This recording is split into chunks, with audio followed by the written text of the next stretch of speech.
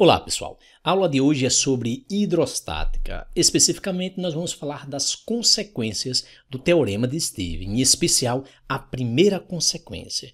Então acompanhe aí, o que garante a primeira consequência do teorema de Stevens. Acompanhe a leitura. Segundo essa consequência, todos os pontos de um líquido em equilíbrio sob a ação da gravidade, situados em um mesmo nível horizontal, suportam a mesma pressão, constituindo uma região que nós chamamos de região isobárica.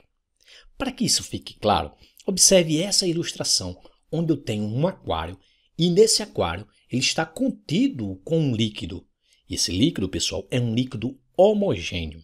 Além disso, o líquido encontra-se em equilíbrio e essa é uma informação importante. Eu vou destacar 3 pontos desse líquido, os quais eu vou chamar de ponto 1, 2 e 3. Além disso, eu vou passar uma linha que nós chamamos de linha de nível, que é uma linha horizontal passando por esses 3 pontos.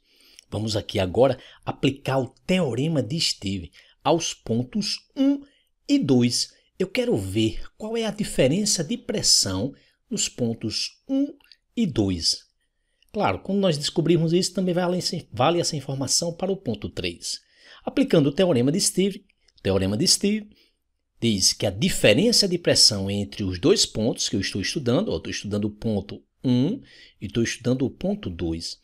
O teorema de Stevens garante que a diferença de pressão entre esses 2 pontos é igual à densidade, à massa específica do líquido, vezes a gravidade local, vezes esse H. Esse H, pessoal, é o desnível entre esses 2 pontos, a diferença de profundidade entre esses 2 pontos.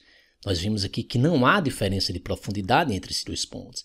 Então veja, se não há desnível entre eles, eles estão na mesma horizontal, então eu posso dizer que esse H é 0. Ora, se esse H é 0, o produto de tudo isso vai ser 0. Aí eu fico com P2 menos P1 igual a 0. Vamos passar P1 para esse outro lado aqui, tá certo? Eu fico com P2 é igual a P1. Conclusão, a pressão em 1 é igual à pressão em 2. Se nós fizermos a mesma coisa para 3, vamos ver que a pressão em 3 também é igual à pressão de 1, 2 e 3. É o que garante aqui, todos os pontos. Acompanha a leitura aqui, na primeira consequência. Todos os pontos de um líquido em equilíbrio, e esse líquido está em equilíbrio sob a ação da gravidade local, situado em um mesmo nível horizontal. Veja que todos esses pontos estão situados ao mesmo nível horizontal. Eles suportam a mesma pressão. Acabamos de provar isso aqui, A pressão desses pontos são pressões iguais. E isso daí nós chamamos de uma região, essa linha, ou melhor, se pensarmos assim em termos de plano, esse plano é uma superfície ou uma região que nós chamamos de região isobárica, onde todos os pontos ficam submetidos à mesma pressão. Pessoal, por exemplo, se nós imaginássemos um peixinho, esse peixinho aqui no ponto 1, depois nadasse até o ponto 2 e depois nadasse até o ponto 3.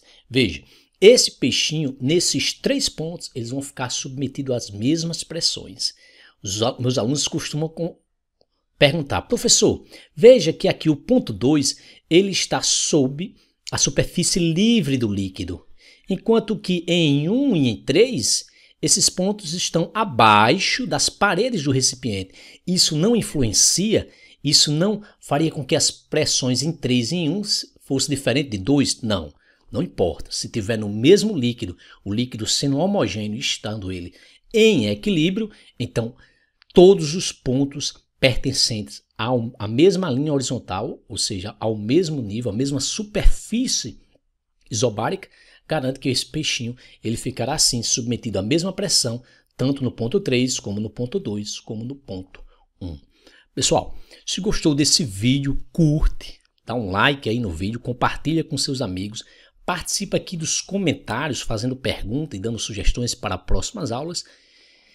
E obrigado, até a próxima. Só mais uma informação, se você tiver interesse em aprender um pouco como fazer apresentações em PowerPoint, eu recomendo que você se inscreva aqui também no meu canal chamado Fábrica de PowerPoint. Obrigado e até a próxima.